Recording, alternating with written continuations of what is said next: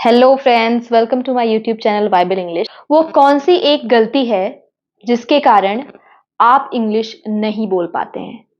सिर्फ एक गलती के कारण आप इंग्लिश कभी नहीं बोल पाते हैं। आपको इंग्लिश आती है फिर भी आप नहीं बोल पाते हैं। और वो एक गलती हर कोई करता है। जितने भी लोग ये कहते हैं कि हमें इंग्लिश नहीं आती है, वो सिर्फ वही एक गलती करते हैं जिनके कारण वो आज तक इंग्लिश नहीं सीख पाते हैं। तो आज की इस वीडियो में मैं आपको बताने वाली हूँ कि वो कौन सी गलती है जो हर कोई करता है जो इंग्लिश नहीं सीख पा रहा है, और कैसे आप उस गलती को सुधार कर उसमें इम्प्रूवमेंट करके आप कैसे इंग्लिश सीख पाते हैं। वीडियो को लास्ट तक देखिए। आपको मैं बताने वाली हूँ कि वो कौन सी गलती है जो हजारों लाखों लोग करते हैं, इसलिए इंग्लिश नहीं सीख पाते हैं। फ्रेंड्स, वो गलती ये है कि हम एक चीज को सिर्फ इग्नोर करते हैं जिसकी वजह से हमारी सारी मेहनत मिट्टी में मिल जाती है और हम इंग्लिश बोलना नहीं सीख पाते हैं। और वो बहुत ही अंडररेटेड स्किल है। स्किल है तो बहुत इंपॉर्टेंट, लेकिन उस पर ज्यादा ध्यान नहीं दिया जाता है। तो आज की इस वीडियो में मैं आपको बताऊंगी कि वो कौन सी स्किल है। दोस्तों, जिस स्किल की मैं बात कर रही हूं वो स्किल है लिसनिंग स्किल। एक्चुअली इंग्लिश सीखने के ना 4 एस्पेक्ट होते हैं: reading, writing, listening, speaking.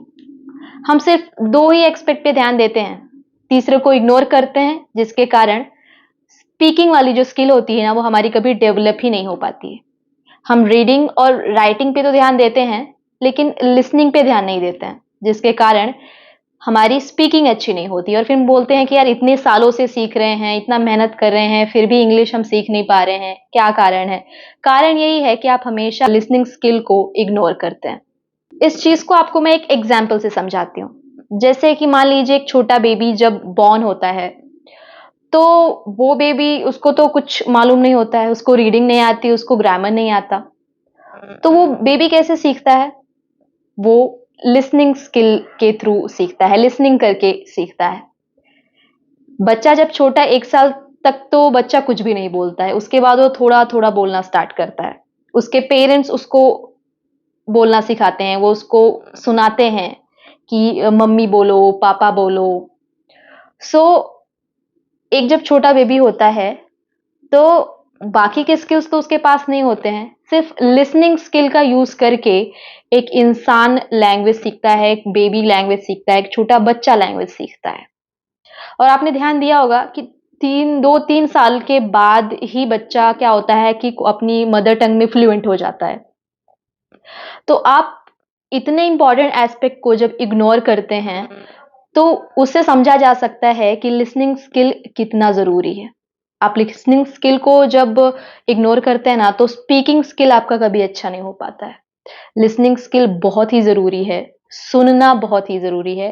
Reading, writing एक एक्सपेक्ट है, बट लिसनिंग उससे भी ज्यादा इंपॉर्टेंट है।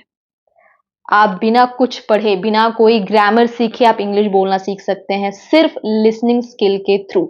और ये आप हमेशा इसी स्किल को इग्नोर करते हैं, जिसकी वजह से आपकी स्पीकिंग कभी अच्छी नहीं हो पाती है।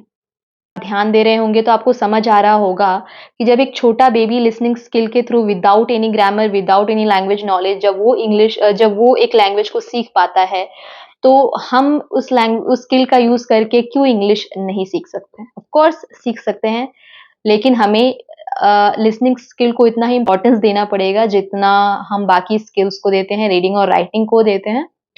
तो ऑफ कोर्स अगर आप इस एक स्किल के ऊपर ध्यान देंगे, तो आप स्पीकिंग में बहुत अच्छे हो जाएंगे। आपको सिर्फ क्या करना है, कुछ महीनों इस स्किल पे के ऊपर काम करना है। लिसनिंग बहुत ही इंपॉर्टेंट स्किल है, जिसका यूज करके आप इंग्लिश फ्लुएंट बोल सकते हैं विदाउट एनी हेजिटेशन।